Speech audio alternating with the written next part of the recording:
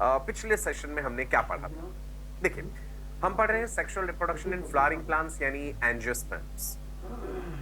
Sexual reproduction है ना, asexual नहीं। एसेक्सुअल रिप्रोडक्शन तो हम ऑलरेडी पढ़ चुके हैं। सेक्सुअल और एसेक्सुअल के डिफरेंसेस भी अभी तक आपको अच्छे से याद हो गए होंगे। सेक्सुअल रिप्रोडक्शन बायपेरेंटल है मोस्टली, एक्सेप्शन वो हर्माफ्रोडाइट एनिमल्स हैं, है ना। सेक्सुअल रिप्रोडक्शन में मियोसिस होता है, फर्टिलाइजेशन होता है, वेरिएशंस आते हैं। Variations provide raw material for evolution. और वेरिएशंस क्या है? Small genetic differences which are found among organisms belonging to same species. हमने एक टिपिकल फ्लावर का स्ट्रक्चर पढ़ा था, जिसमें सबसे पहले हमने कैलिक्स का जिक्र करा, सेपल्स, कोरोला का जिक्र करा, पेटल्स, फिर हमने मेल रिप्रोडक्टिव व्हर्ल एंड्रोशियम उसके बारे में पढ़ा। आज हम फीमेल रिप्रोडक्टिव पार्ट जो है फ्लावर का, गायनोशियम जो है, जिसमें पिस्टिल या कार्पल जो है, उसकी डिटेल्ड स्टडी करेंगे। ठीक है जी। मैं साथ साथ कंपेयर भी करके बताता जाऊंगा कि भाई मेल रिप्रोडक्टिव पार्ट जब हमने पढ़ा था, क्या बोलते हैं मेल रिप्रोडक्टिव पार्ट को? स्टेमन। स्टेमन का स्ट्रक्चर पढ़ा था, एंथर, फिलामेंट, कुछ मुश्किल नहीं था उसमें। एंथर बाइलोब्ड है ज्यादातर, और उसका हमने ट्रांसफर सेक्शन भी देखा था। दो लोब्स के अंदर हमने थीका देखे थे, तो डायथीकस कहा था। माइक्रोस्पोरेंजियम की वॉल के बारे में पढ़ा था। आज फिर से रिवाइज करेंगे वो चीजें, आप अपने दिमाग में रखिएगा। आज जब हम ये फीमेल गैमिट कैसे बनता है, मेगास्पोर्स कैसे बनते हैं, उसका जिक्र करेंगे, तो माइक्रोस्पोर को भी साथ के साथ कंपेयर कर लेंगे। ठीक है जी। एक पॉजिटिव सोच, एक अच्छी एनर्जी, एक उमंग के साथ, इस उम्मीद के साथ कि जो भी हम पढ़ने जा रहे हैं वो हमें अच्छे से समझ आए, हमें अच्छे से याद हो। इसी उमंग के साथ आज के इस सेशन का आगाज करते हैं। आगाज मीन स्टार्टिंग करते हैं। चलिए जी। सो हम पढ़ने जा रहे हैं ऑल माई राजा बेटा एंड रानी बेटियां, pistol, a female reproductive part, right? Now, याद कीजिए क्लास 11th में हमने बेसिक बातें पढ़ी थी। पिस्टल जिसे हम कार्पल भी कहते हैं, लिख लीजिएगा। पिस्टल जिसे हम क्या बोलते हैं? Carpel. It is the female reproductive organ in a flower. जैसे मेल रिप्रोडक्टिव ऑर्गन क्या है? Stamen. Female reproductive organ carpel या पिस्टल। इसके तीन हिस्से हैं मुख्य रूप से। It has three parts: stigma, style and ovary. Diagram भी देखिए गौर से। टिपिकल फ्लावर दिखाया गया है, जिसमें आप नीचे ये वाला पार्ट देख पा रहे हैं। Can you tell me what is this part? ये जो फूल की डंडी है नीचे, पेडिसल, राइट। चलो लेबल कर दूं आपके लिए, रिवीजन भी हो जाएगा साथ साथ। दिस इज पेडिसल, और ये जो ग्रीन वाला है दिस इज सेपल, कैलिक्स का हिस्सा, और बाकी पेटल्स हैं। Then you can see centre में जो दिखाया गया है जी, पिस्टल और द कार्पल, इसका ऊपर वाला हिस्सा स्टिग्मा, ये वाला स्टाइल, और ये वाला ओवरी। ये वाली चीज क्या है जी? This is the male reproductive part, जिसको हमने क्या बोला था? स्टेमन, राइट। स्ट्रक्चर बना के दिखाऊं? ये रहा जी एंथर, ये रही फिलामेंट। ओके, यहां पे अब हम पढ़ेंगे फीमेल वाला, स्टिग्मा, स्टाइल, ओवरी। याद कर लो साथ के साथ। इधर देखो, स्टिग्मा क्या है? स्टिग्मा है the landing platform for pollen grain. Pollen grains जब आएंगे फर्टिलाइजेशन के समय पे, उन्हें स्टिग्मा के ऊपर सेटल होना है। ठीक है। सो स्टिग्मा एक तरह से लैंडिंग प्लेटफॉर्म है पॉलन ग्रेन्स के लिए। उसके बाद हम देखेंगे जब फर्टिलाइजेशन पढ़ेंगे कि किस प्रकार जो है पॉलन ट्यूब बनती है, कैसे फर्टिलाइजेशन होता है। सो स्टिग्मा ये वाला हिस्सा, जिसे जूम करके भी यहां पे दिखाया गया है, ये देखिए कितनी खूबसूरती से दिखाया गया है। स्टिग्मा वेट हो सकता है, स्टिकी भी हो सकता है, ताकि पॉलन ग्रेन आए तो वो सेटल हो जाए वहां पे। ठीक है जी। Now what is style? जो मिडल वाला पोर्शन है, elongated slender part beneath the stigma. Stigma के नीचे जो इलोंगेटेड स्लेंडर पार्ट है, that is what is called style. As you can see here, अगर हम रफली बनाते इस चीज को खुद, तो हम ऐसे बना लेते, लगभग यूं, ऐसे। नीचे हम ये swollen part दिखाते and that swollen part is the ovary। और ये सारी चीजें किसके ऊपर सेटल्ड हैं? वो जो पेडिस्टल का आगे ऐसे बल्ब लाइक पोर्शन बन जाता है, सेटल्ड पोर्शन जिसको थैलेमस कहते हैं, उसके ऊपर ये टिका हुआ है। ठीक है जी, बिल्कुल रफ मैंने दिखाया आपको। ये वाला हिस्सा जो है ऊपर वाला स्टिग्मा है, उसके बाद ये वाला हिस्सा हमने पढ़ा that is style and this is what is ovary. Okay, चलो what is ovary? The bulged part of the pistil, pistil का ये नीचे वाला उभरा हुआ हिस्सा।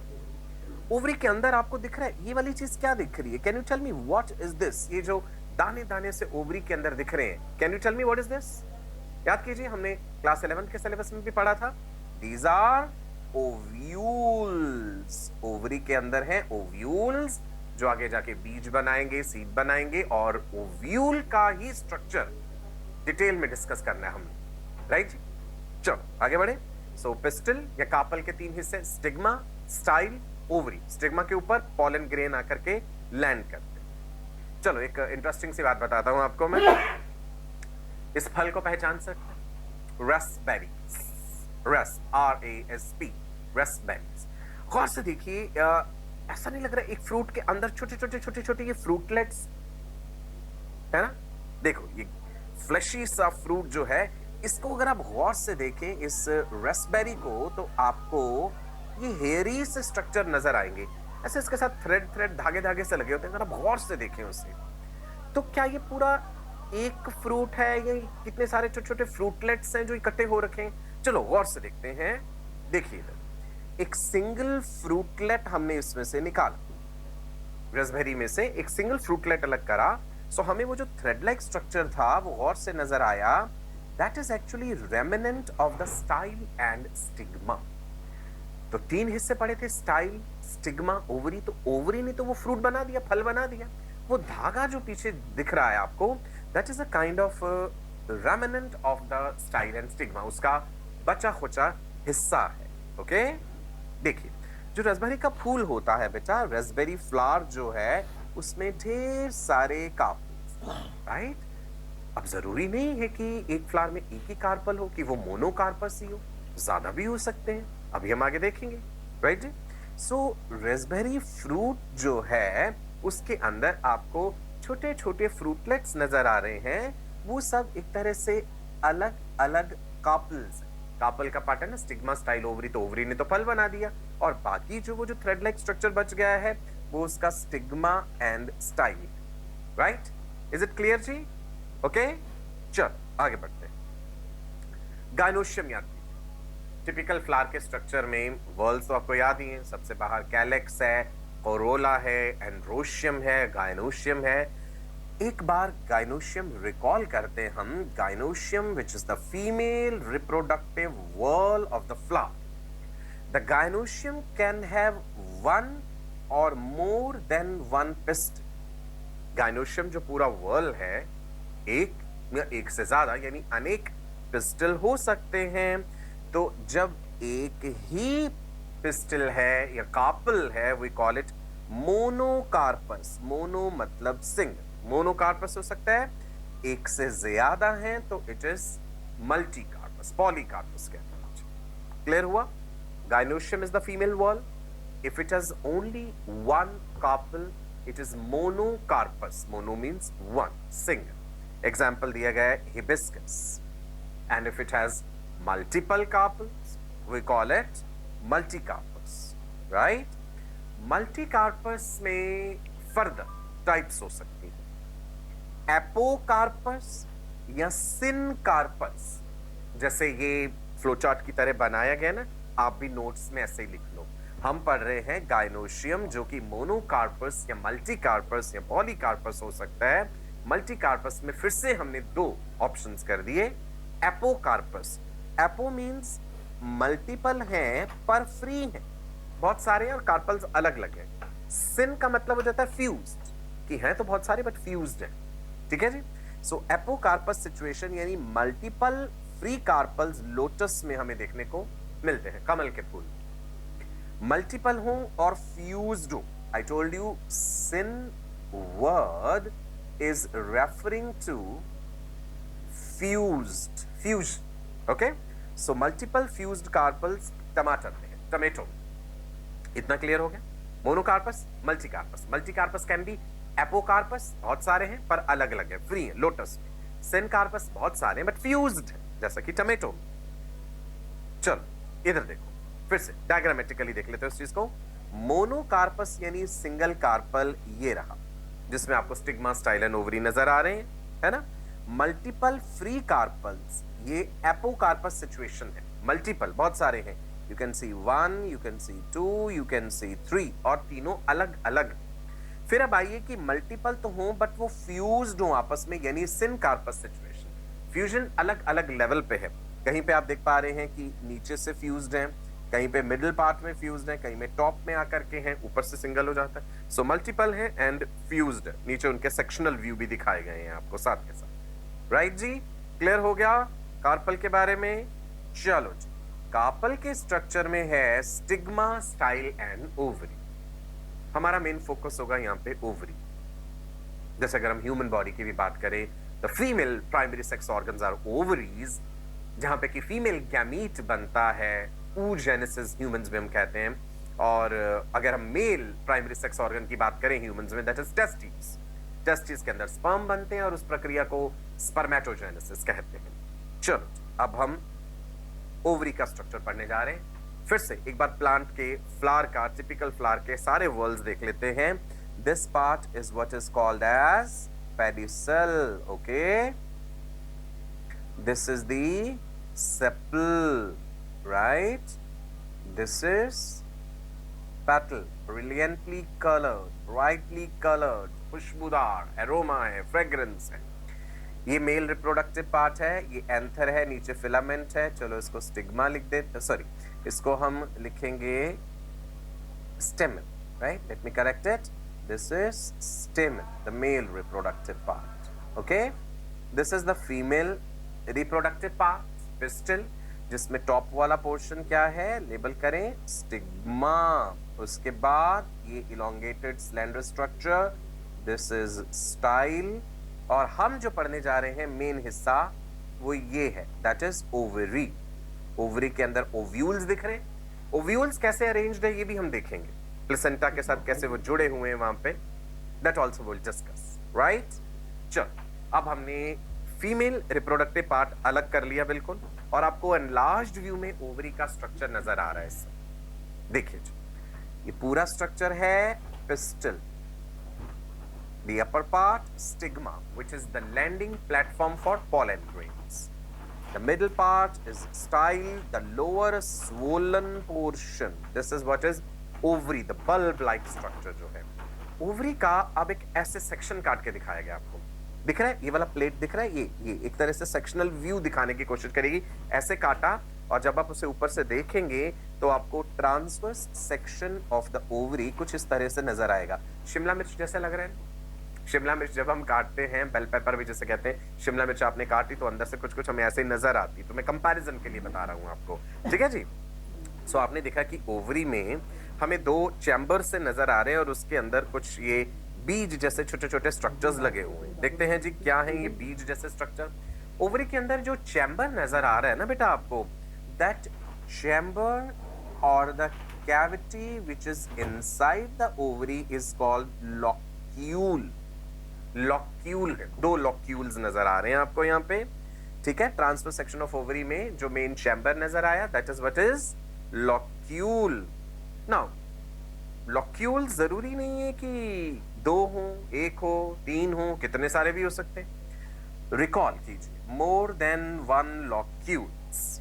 यहाँ पे तो आपको एक ही लॉक्यूल नजर आ रहा है पहले डायग्राम में, उनका शेप भी दिखो कईयों में अलग अलग हो रहा है। यहाँ पे आपको 3 लॉक्यूल्स नजर आ रहे हैं और इस डायग्राम में आपको 5 लॉक्यूल्स नजर आ रहे हैं। यहाँ पे 5 थे, यहाँ पे 3 थे, यहाँ पे सिंगल है, लेकिन शेप देखो वो भी तो अलग अलग तरह की हो सकती है ना। So locules can differ in number from one plant species to another plant species. वापस लौटते हैं, लॉक्यूल उस चैम्बर, उस कैविटी के अंदर क्या है, उस कैविटी के अंदर है ovules. So ovary has locules which are chambers.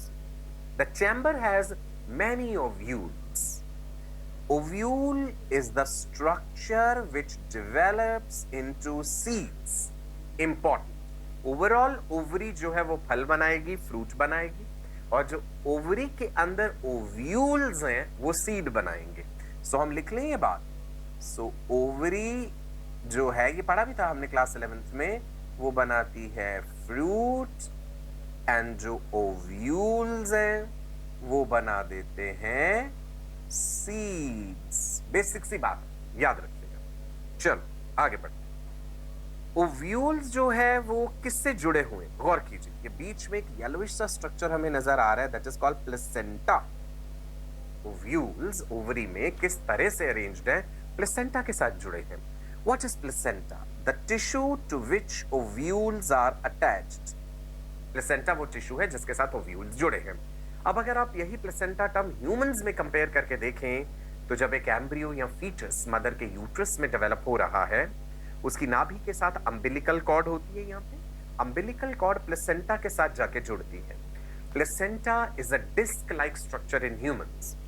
याद कीजिएगा, placenta the only tissue in the body which has cells from two different individuals of two different generations। ये humans की रेफरेंस में बता रहा हूं। प्लेसेंटा ही डेवलपिंग बेबी को oxygen, nutrition दे रहा है, और प्लेसेंटा के थ्रू ही मेटाबॉलिक वेस्ट जो है बच्चे के वो जा रहे हैं मदर की बॉडी तक। ये तो प्लेसेंटा होगा ह्यूमंस की रेफरेंस में।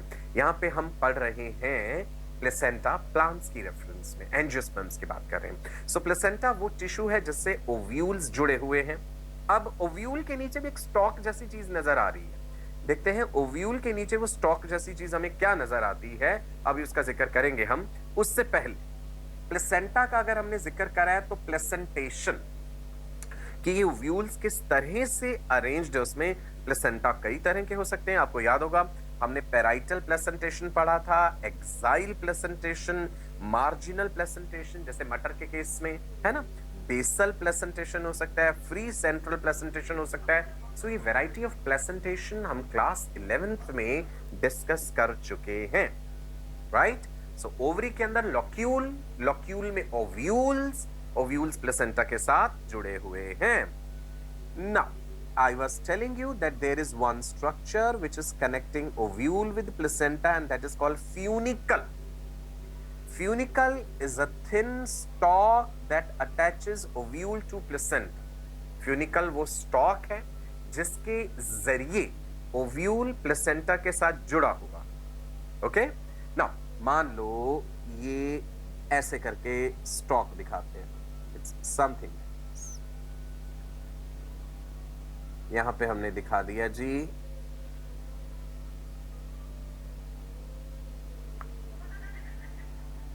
ऐसे करके ओव्यूल दिखा रहे, बिल्कुल रफली दिखा रहा हूं, ठीक है। अब ये स्टॉक का अटैचमेंट अलग अलग तरह से हो सकता है, बिल्कुल एक रफ रिप्रेजेंटेशन मैंने दिखाया है जी। स्टॉक कहां कहां अटैच हो सकती है वो हम डिस्कस करेंगे। ये वाला एंड हम पढ़ेंगे आगे कि एक चैलिजल एंड है, दूसरा माइक्रोपाइल का एंड है, तो स्टॉक कहां से अटैच हो रही है ये सब में अलग अलग है, विल डिस्कस दैट। ये मैंने बिल्कुल एक रफ रिप्रेजेंटेशन दिखाया आपको, सिर्फ ये बताने के लिए कि ये स्टॉक क्या है, राइट। ओके, इसको थोड़ा और बड़ा कर देते हैं ऐसे। तो ये है जी ओव्यूल, इंटेगुमेंट्स भी डिस्कस करेंगे ओव्यूल की। ये वाला स्ट्रक्चर जो है ना, this is what is called as funicle. Hilum भी पढ़ेंगे भी कि कहां पे वो अटैच्ड है, विल डिस्कस दैट आल्सो। आगे बढ़ते, let's see the structure of an ovule in detail. Structure of one ovule in detail. Let's come back again. Flower का structure देखिए, calyx, corolla, androecium, gynoecium. अब हमने क्या पढ़ना है, ये वाली चीज ओवरी के अंदर जो ओव्यूल है, कितने सारे ओव्यूल नजर आ रहे हैं, एक सिंगल ओव्यूल को एनलार्ज्ड व्यू में देखते हैं। सेक्शनल व्यू, ओवरी, ओवरी के अंदर के चैम्बर्स लॉक्यूल, लॉक्यूल के अंदर ओव्यूल। देखो राइमिंग से वर्ड्स हैं, लॉक्यूल ओव्यूल, कंफ्यूज मत होना। ओव्यूल जो है उसे हम यहाँ पे मेगास्पोरेंजियम भी कह रहे हैं। मेगास्पोरेंजियम, मेगा रेफर्स टू बड़ा। जब हमने मेल रिप्रोडक्टिव पार्ट पढ़ा था, स्टेमन में एंथर के बारे में पढ़ा था, माइक्रोस्पोरेंजियम वर्ड यूज किया था, यहां पे मेगास्पोरेंजियम, राइट जी। नाउ ये रहा ओव्यूल। जैसे मैंने भी आपको बना के दिखाया था, रफली बिल्कुल इन्वर्टेड सा लग रहा है ना, आप कहेंगे ऐसे कैसे उल्टा सा लग रहा है, टेढ़ा लग रहा है, ये अलग अलग तरह के हो सकते हैं, वो भी अभी हम देखेंगे आगे। सो this is one ovule, right. Funicle, वो वाली स्टॉक जिसके जरिए ओव्यूल जुड़ा हुआ है प्लेसेंटा के साथ। ओव्यूल में भी हम देखेंगे अंदर आपको कौन से सेल्स नजर आ रहे हैं, न्यूसेलस क्या है, एम्ब्रियोसैक क्या है, इंटेगुमेंट्स क्या है, सारी चीजें डिस्कस करेंगे। अगर आप डायग्राम साथ साथ बना पाए तो मुझे बड़ी खुशी होगी। ये वाला डायग्राम अगर आप साथ साथ बना लेंगे तो I will be so happy. Now this is hilum. What is this hilum? Let's see. Point of attachment of the funicle with the ovule. Funicle, ये वाली stock, this is the funicle, this is the stock.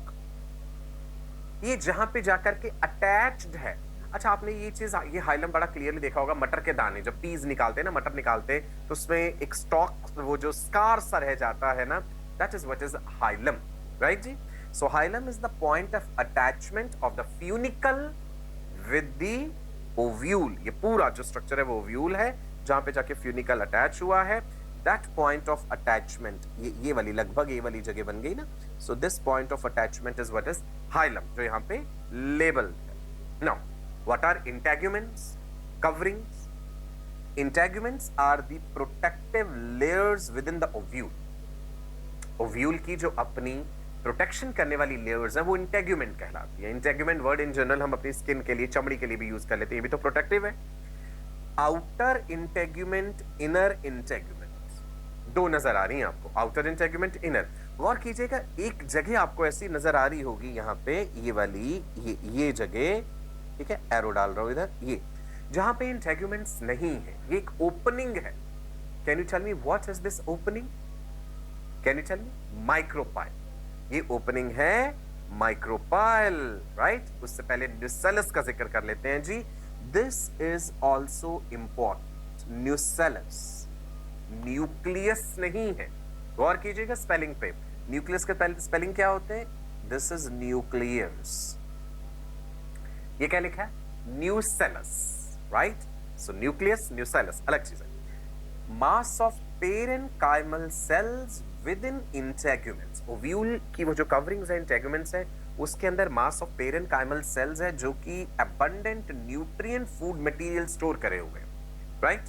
पोषण देना है इसने, nutrition देना है, so it has abundant food reserve. ये question आपसे पूछा जा सकता है कि न्यूसेलस क्या है, किस लिए है, क्या फंक्शन है उसका?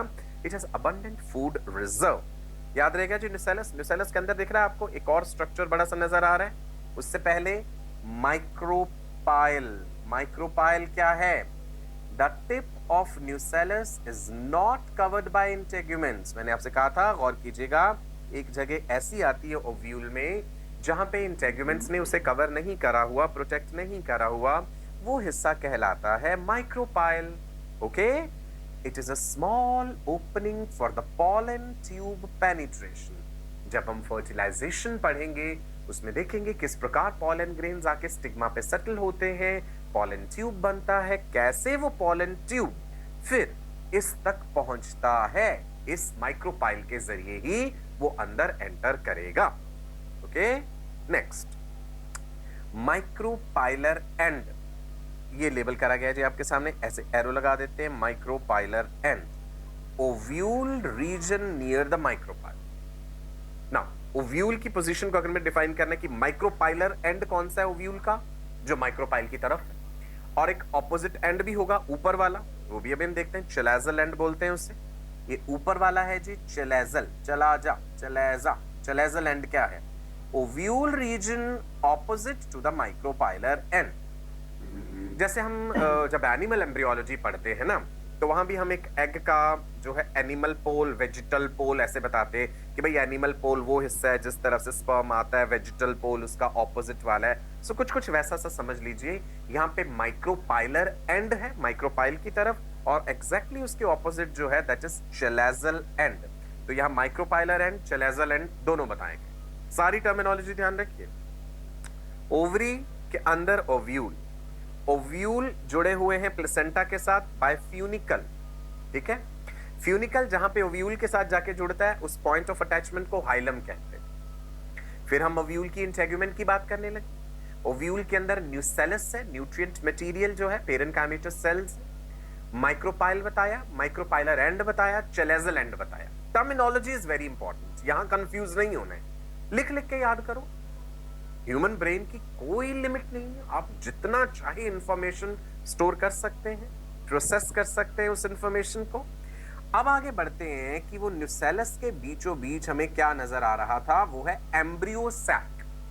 न्यूसेलस के बीच में आपने देखा कि एक ग्रीन कलर से हमने डिमार्केशन करा है और उसके अंदर एक छोटा सा डॉट भी बनाया है, तो ये पूरी चीज है embryo sac. So embryo sac is located inside nucellus. Embryo sac is the female gametophyte. Female gametophyte. अभी गैमीट्स बनेंगे आगे, वो हम देखेंगे। So embryo sac is the female gametophyte. अच्छा, आप याद करके देखो, जब हमने माइक्रोस्पोरेंजियम एंथर में पढ़ा था, सो हमने माइक्रोस्पोरेंजियम की वॉल का जिक्र किया था। एपिडर्मिस था, एंडोथीसियम था, मिडल लेयर्स थी, टेपेटम था, उसके अंदर स्पोरोजीनस टिश्यू था। स्पोरोजीनस टिश्यू के अंदर हमने सेल्स पढ़े थे कितने सारे। यहां पे हमने एक ही सेल के बारे में पढ़ा, ये जो एम्ब्रियो सैक है, हमने कहा that embryo sac it is located inside the nucellus और वो फीमेल गैमेटोफाइट है, राइट। चलिए एक और इंटरेस्टिंग बात बताऊं। हम ओव्यूल जो पढ़ रहे थे, हमने जो देखा था ओव्यूल, उसका शेप लगभग कुछ ऐसा सा लग रहा था। अब आप देखिए यहाँ पे कितने अलग अलग तरह के हैं, ये माइक्रोपाइलर एंड ये फ्यूनिकल, और यहाँ देखो माइक्रोपाइल इस तरफ को, फ्यूनिकल दूसरी तरफ को। यहाँ पे माइक्रोपाइल ऐसे एग्जैक्ट 90 डिग्री एंगल पे है, फ्यूनिकल नीचे है, इसमें कुछ और अलग तरह का है। सो कितनी वैरायटी हमें मिल रही है। The ovules of flower can be of different shapes based on the location of the funicle and the micropylar and the micropyle. Ovules कई तरह के हो सकते हैं, लेकिन ज्यादातर जो आपको देखने को मिलेगा एनाट्रोपस ओव्यूल होगा। आपको बाकी वैरायटीज के नाम याद नहीं करने हैं सब, तो घबराइए नहीं, बस आपकी इंफॉर्मेशन के लिए मैंने बता दिया कि जरूरी नहीं है हर कहीं ऐसा इन्वर्टेड वाला ही हमें मिले। इस वाली कंडीशन में हम एनाट्रोपस ओव्यूल कह रहे हैं, जिसमें माइक्रोपाइल और फ्यूनिकल जो है वो एक ही तरफ को है, लगभग 180 डिग्री पूरा घुमा हुआ है वो, ठीक है। मान लो एक फूल जैसी चीज है, इसको पूरा पूरा पूरा पूरा ऐसे घुमा दूं मैं यूं, राइट। सो ये बन जाएगा ना एनाट्रोपस कंडीशन।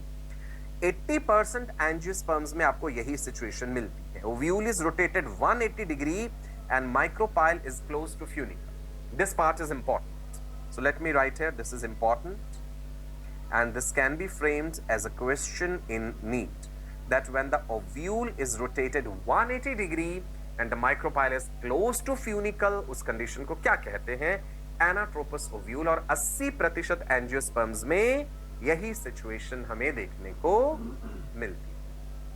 चलिए, मेगास्पोरोजेनेसिस, मेगास्पोर्स का बनना, मेगा मीन्स बड़ा, मेगास्पोरोजेनेसिस, जेनेसिस मींस किसी चीज का जनरेशन होना, प्रोडक्शन। ध्यान से देखिए हमने क्या लिखा है, एमएमसी, और हमने बना दिया जी female gametophytes. What is this MMC? Megasporogenesis क्या है? Process of formation of megaspores from the megaspore mother cell. MMC का फुल फॉर्म है मेगास्पोर मदर सेल।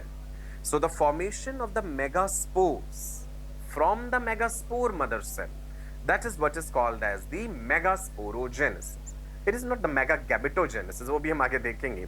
megaspores जो है, megaspores they give rise to the female gametophyte or the embryo sac। megaspore mother cell से बने megaspores और उन megaspores ने बना दिए, they are giving rise to the female gametophyte or the embryo sac।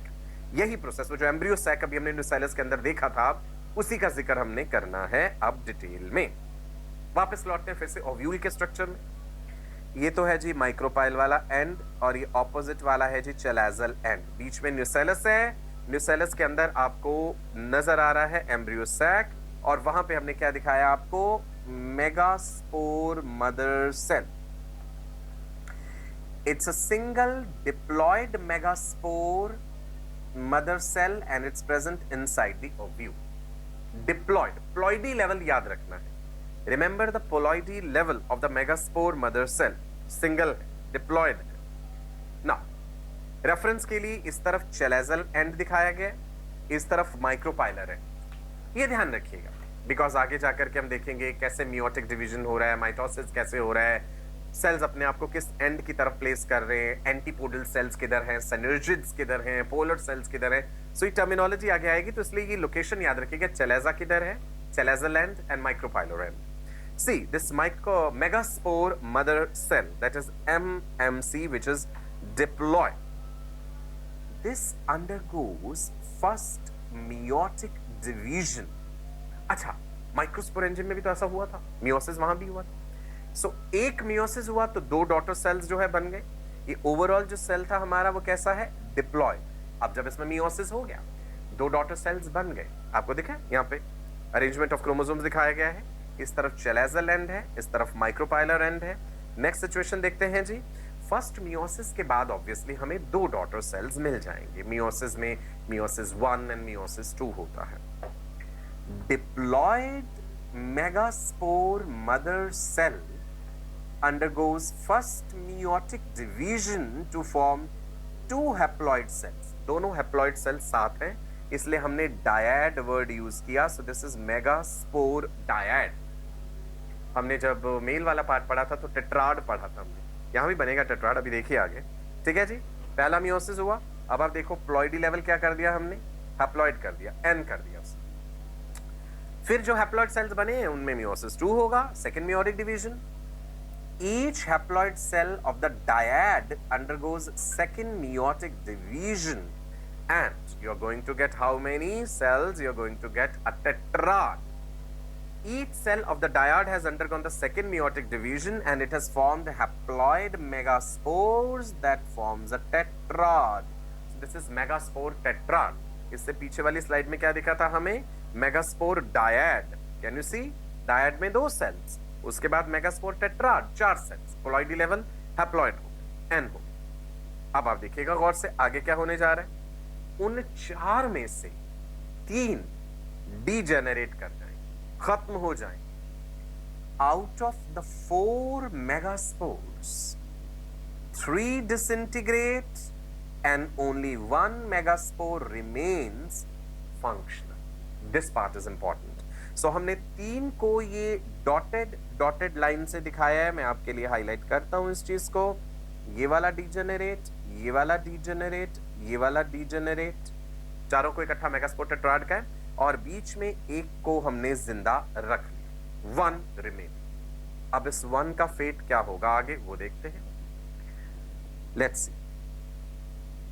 1 megaspore mother cell gives rise to 1 functional haploid megaspore. So this 1 cell is going to form 1 haploid megaspore. It's called the functional megaspore and it is haploid. Beginning में situation diploid थी, 2n था. Meiosis 1 हुआ, 2 बने. Megaspore dyad, Meiosis 2 हुआ, 4 हो गए.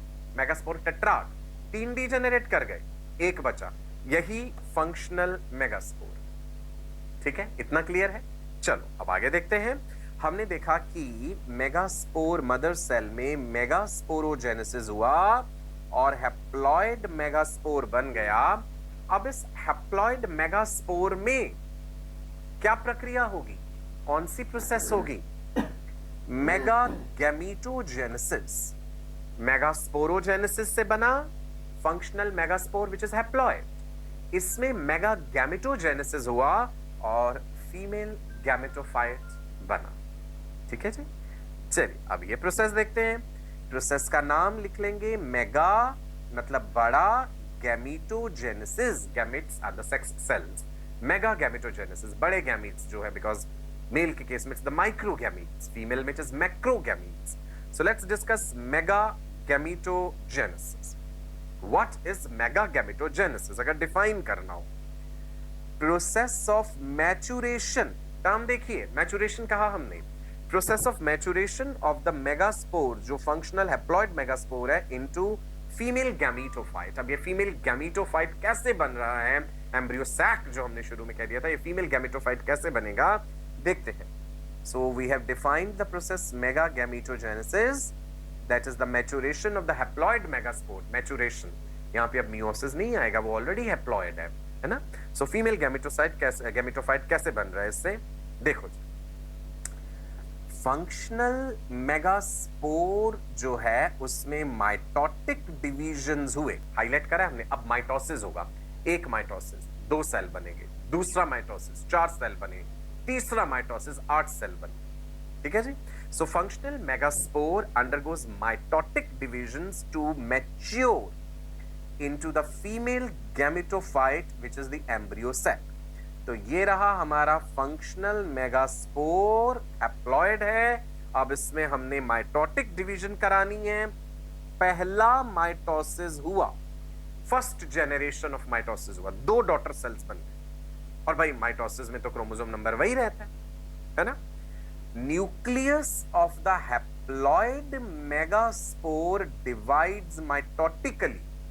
Nucleus divide करा, पूरा सेल अभी डिवाइड नहीं हुआ, हमने सेल वॉल फॉर्मेशन नहीं दिखाया अभी यहाँ पे. Nucleus divides mitotically and it is forming 2 haploid nuclei and each nuclei move towards the opposite pole. ये देखो जी, ये एक न्यूक्लियस, ये दूसरा न्यूक्लियस, ऑपोजिट पोल की तरफ से. ये रहा ऐसे. तो बाय न्यूक्लिएट सिचुएशन आ गई, 2 न्यूक्लियस बन गए पहले माइटोसिस के बाद. हमारे पास बाय न्यूक्लिएट सिचुएशन है ये सेल हैप्लॉइड, बाय न्यूक्लिएट. अब आगे क्या होता है, दोनों न्यूक्लियस कहेंगे हम दोनों डिवाइड करेंगे भाई, चलेजल एंड वाला भी, माइक्रोपाइलर एंड वाला भी. तो सेकंड जनरेशन ऑफ माइटोसिस हुआ. Second generation, first generation of mitosis में हमने देखा कि 2 डॉटर सेल्स बन गए. ये सेकंड जनरेशन ऑफ माइटोसिस है. Binucleate embryo sac undergoes second round of mitotic division. देखो ये राउंड वर्ड लिखा है, सेकंड जनरेशन कह दो माइटोसिस का, सेकंड राउंड कह दो. Second round of mitotic divisions to form 4 nucleate embryo sac. दोनों न्यूक्लियस डिवाइड करें, 4 बन गए अब हमारे पास.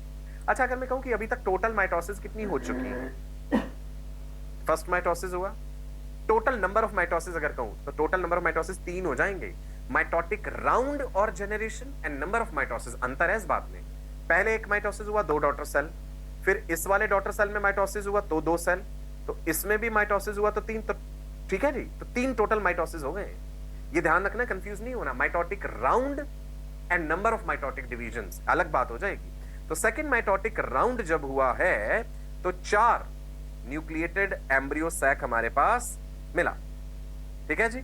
सो ये लिख दिया हमने 4 nucleate embryo sac, second round of the mitotic divisions. अब इसमें तीसरा माइटोटिक राउंड भी होगा.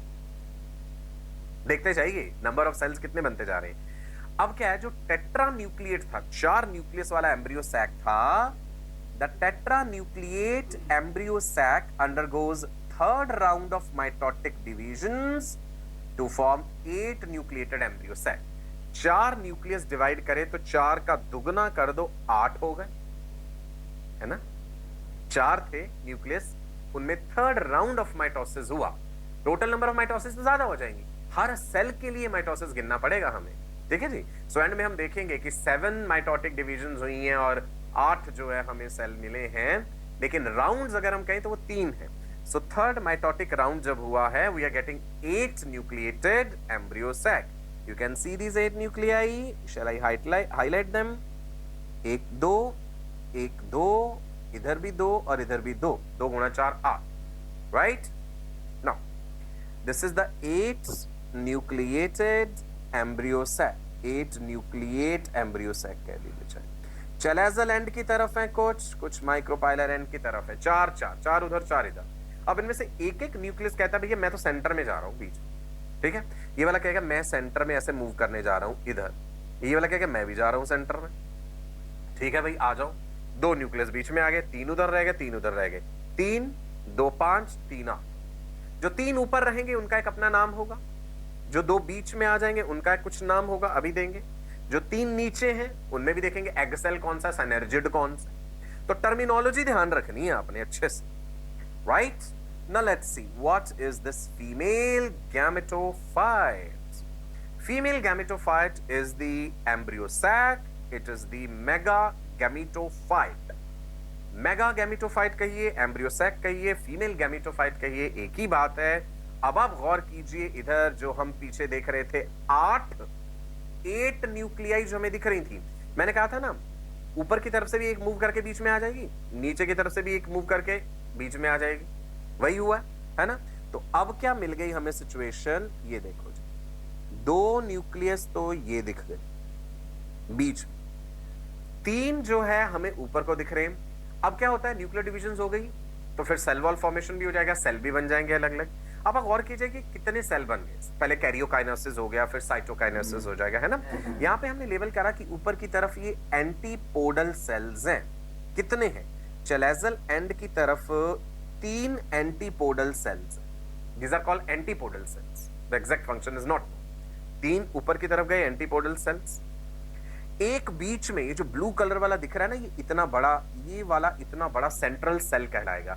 इस सेंट्रल सेल के अंदर 2 न्यूक्लियस है और वो 3 सेल नीचे की तरफ है। सेल और न्यूक्लियस में कंफ्यूज मत हो जाना, ठीक है। ये ऊपर की तरफ 3 सेल हमने दिखाए हैं, they are called the antipodal cell, और जो नीचे 3 आ गए हैं किधर को, माइक्रोपाइलर एंड की तरफ। शुरू में ही कहा था कि ये टर्मिनोलॉजी याद रखना, चलेजल एंड किधर है, माइक्रोपाइलर एंड किधर है। इन 3 में से एक है egg cell. Out of these 3, one is the egg cell and the remaining 2 are called synergids. और egg cell और synergid को इकट्ठा बोल देते हैं egg apparatus. Chalazial end की तरफ 3 antipodal cells, micropylar end की तरफ टोटल 3 cells, जिसमें से 2 synergids, एक egg cell. Egg cell plus synergid को कलेक्टिवली क्या बोला है हमने, कलेक्टिवली कहा है एग एपरेटस।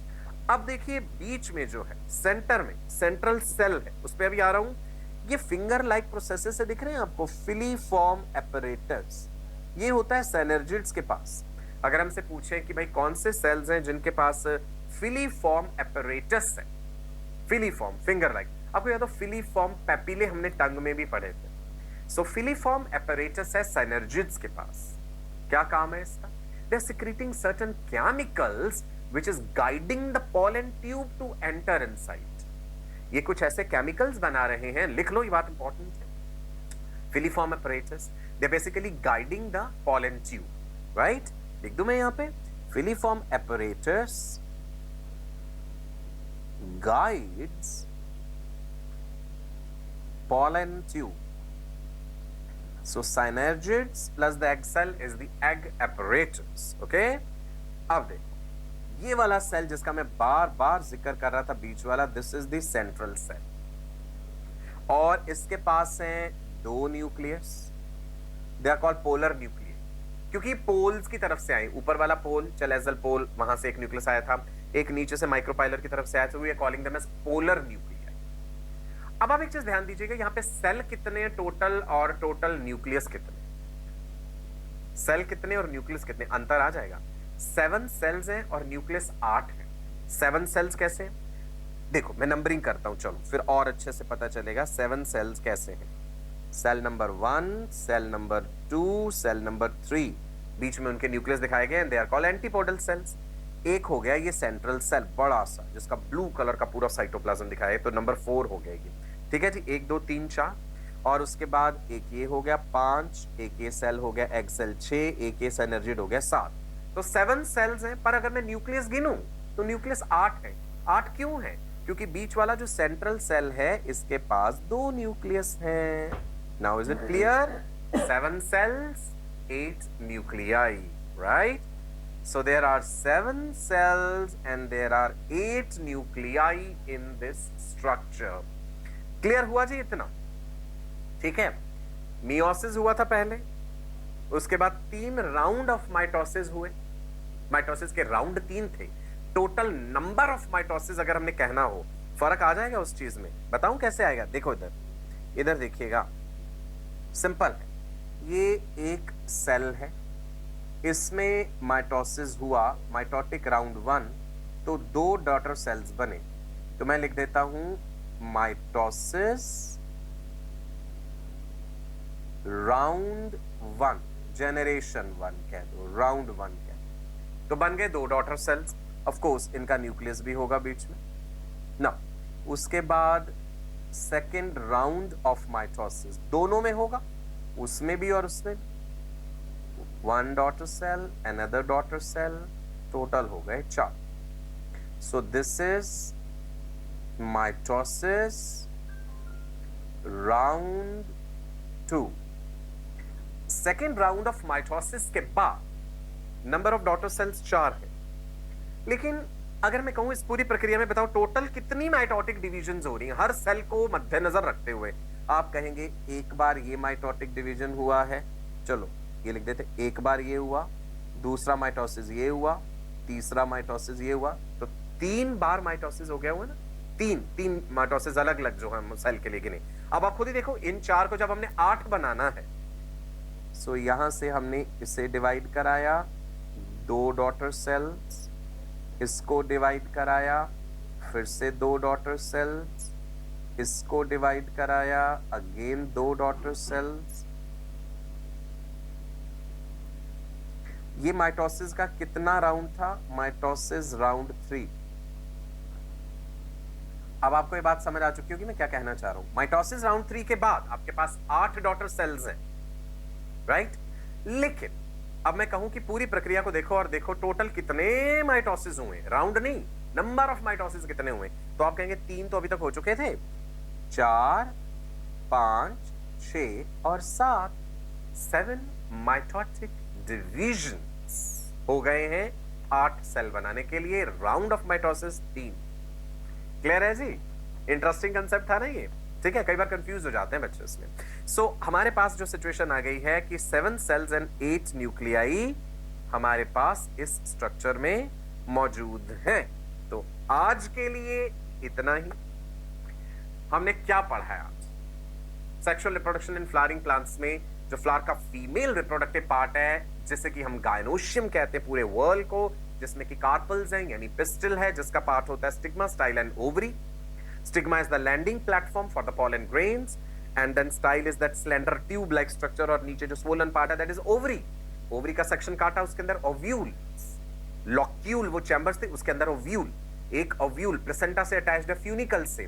फिर ovule का structure पढ़ा, integument क्या है, chalazal end क्या है, micropylar end क्या है, nucellus क्या है, उसके अंदर embryo sac है, female gametophyte, कैसे मेगास्पोर मदर सेल से फंक्शनल मेगास्पोर बना, और किस प्रकार फिर मियोसिस है, माइटोसिस है, सारी डिविजन्स होने के बाद अल्टीमेटली हमने देखा कि हमारे पास 7 सेल्ड स्टेज है जिसमें 8 न्यूक्लियाई है, राइट? चलिए जी, मैं आपका अपना डॉक्टर सचिन कपूर अब आपसे विदा लेता हूं, आपको नमस्कार कहता हूं, ढेरों गुड विशेस देता हूं। अगले सेशन में मिलेंगे। डीपीपीस प्रैक्टिस जरूर कीजिए, अपने मेंटर्स के कांस्टेंट टच में रहिएगा, वही आपका बेड़ा पार करेंगे। हम लोग तो आपके साथ हैं ही हैं, लेकिन एक म्यूचुअल एफर्ट चाहिए, मिला जुला साइनर्जिस्टिक इफेक्ट जैसे हार्मोन्स का होता है ना, ऐसे ही होगा आपके साथ। आप हम मिल करके बेहतर रैंक निकालेंगे नीट में। याद रहे वर्ल्ड फेमस डॉक्टर बनना है। नमस्कार, bye bye, God bless you all.